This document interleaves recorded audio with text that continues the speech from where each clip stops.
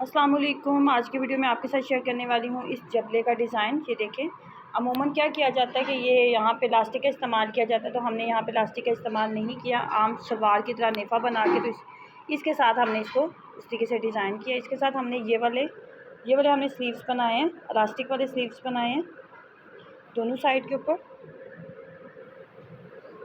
और इसकी overall look कुछ इस तरह है। ये 8 साल की बच्ची का जबला मैंने बनाया है और बनाने में भी बहुत ही आसान और सादा और झटपट आप इसको बना सकते हैं। गर्मी में इस तरह के कपड़े बहुत अच्छे लगते हैं। जितनी पाकिस्तान में आजकल गर्मी पड़ रही है, तो उस हिसाब से ये बहुत ही बेहतरीन आइडिया है। इसकी बैक साइड आपको दिखा दूँ तो बैक साइड भी इसकी इसी तरह है। इसकी बैक साइड कुछ इस तरह और इसकी फ्रंट साइड भी मैं आपको दिखा दूँ तो इसकी फ्रंट साइड कुछ इस तरह।